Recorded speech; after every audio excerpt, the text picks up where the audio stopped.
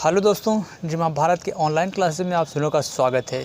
दोस्तों हम पुनः क्लास को कंटिन्यू करेंगे और आज का जो टॉपिक है जौहर प्रथा। जौहर प्रथा का पूरा संपूर्ण इतिहास पढ़ेंगे आज हम लोग। अगर जौहर प्रथा की बात करेंगे, सबसे बड़ा सवाल ये उठता है कि जौहर प्रथा क्या है।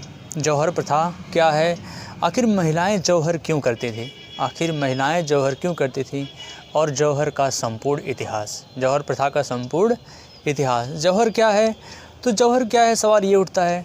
जौहर प्रथा वह प्रथा थी जिसमें महिलाएं अपने आप को जो है प्रकृति के हवाले कर देती थी, अपने आप को अग्नि के हवाले या प्रकृति के हवाले कर देती थी। इस प्रथा को ही जौहर प्रथा कहते हैं। इस प्रथा को ही जौहर प्रथा कहते हैं। जौहर प्रथा की बात अगर आप करेंगे तो जौहर प्रथा आप देखेंगे तो मध्यकाल में भारत में बड़े पैमाने पर जो है जौहर प्रथा की घटनाएं देखने को मिलती हैं।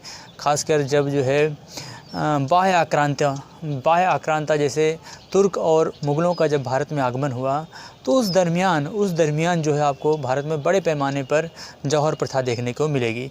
जौहर प्रथा जिसमें जो है एक कुंड होता था, उस कुंड में बड़े पैमाने पर जो है लकड़ियाँ वगैरह कलेक्ट करके, और जब जो है योद्धाओं को या पुरुष को लगने लगता था कि अब युद्ध के अलावा कोई विकल्प नहीं है, युद्ध में पराजय सुनिश्चित है, तो व्यक्ति जो है युद्ध के लिए यानी कि वीरगति को प्राप्त करने के लिए युद्ध में निकल जाता था।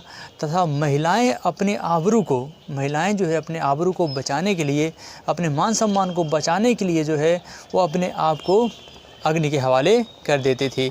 यानी कि इतना बड़ा त्याग आपको भारतीय इतिहास में ही देखने को मिलेगा। इतना बड़ा त्याग जो है आपको भारतीय इतिहास में ही देखने को मिलेगा। भारतीय नारियां जो मरना तो पसंद है, जिन्हें मरना पसंद है, किंतु स्वाभिमान के साथ जो है समझौता करना बिल्कुल पसंद नहीं है।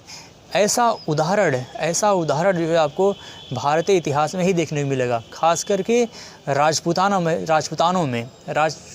महिलाएं जो थी, वो ज़्यादातर जो है जौहर प्रथा जो है घटनाएं आपको वहीं पे देखने को मिलेगी।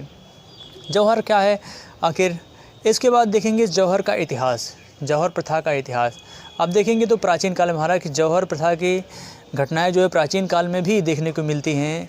लगभग 336 से 323 BC का जो टाइम पीरियड है, यानी कि अलेक्जेंडर के समय पहला जौहर प्रथा की जो घटना होती है वो अलेक्जेंडर के समय, यानी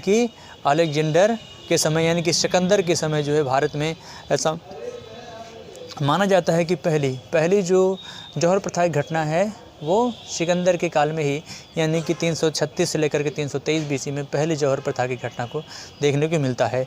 दूसरी जौहर प्रथा की घटना देखेंगे अगर आप तो 1301 ईस्वी में जब दिल्ली का शासक अलाउद्दीन खिलजी जब चित्तौड़ पर आक्रमण करता है, तो चित्तौड़ के राजा रावल रतन सेन जब युद्ध में वीरगति को प्राप्त हो जाते हैं, तो रानी पद्मिनी साथ ही साथ उनके समय में और राजघराने की जो अन्य महिलाएं थी, सब लोग जो है उन्होंने अपने आप को जो है जौहर के हवाले किया। उन्होंने जो है जौहर प्रथा किया, यानी कि अपने आप को एक अग्निकुंड के हवाले कर दिया। जौहर प्रथा की दूसरी घटना देखेंगे तो 1535 ईस्वी में जब राजमाता कर्णावती ने 13,000 राजघराने की 13,000 महिलाओं के साथ जौहर किया, यानी कि इतने बड़े पैमाने पर जौहर की घटना जो है आपको देखने को मिलेगी भारतीय इतिहास में। राजमाता कर्णावती, चित्तौड़ की राजमाता कर्णावती, जिन्होंने 13,000 महिलाओं के साथ जो है जौहर किया था। और जौहर की तीसरी घटना अगर आप देखेंगे तो चित्तौड़ में ही 1568 ईस्वी में देखेंगे तो फतेह सिंह चुंडावत, चित्तौड़ की ही घटना ये है। फतेह सिंह चुंडावत की जब वीरगति को प्राप्त हो जाते हैं, तो उनकी रानी शहर कंवल उन्होंने जो है हज़ारों महिलाओं के साथ जौहर प्रथा को अंजाम दिया था। इस तरीके से आपको भारतीय भारतीय इतिहास में भारतीय नारियों ने जो है अपने आत्मरक्षा के लिए अपने चरित्र को बचाने के लिए जो है वो मरना उन्हें स्वीकार था। किंतु किसी भी कंडीशन में, यानी कि बाह्य आक्रांताकारी या दुश्मन उनके साथ जो है ऐसी घिनौनी हरकत कोई करे, ये उन्हें बिल्कुल बर्दाश्त नहीं था। इस वजह से जो है भारतीय महिलाएं अपने आप को अग्नि के हवाले कर देती थी, जिसे भारतीय इतिहास में जौहर प्रथा के नाम से जाना गया है। मुझे उम्मीद है दोस्तों ये टॉपिक आपको ज़रूर समझ में आया होगा। अब इसी के साथ हमें इजाज़त दीजिए। जय भारत, जय हिंद।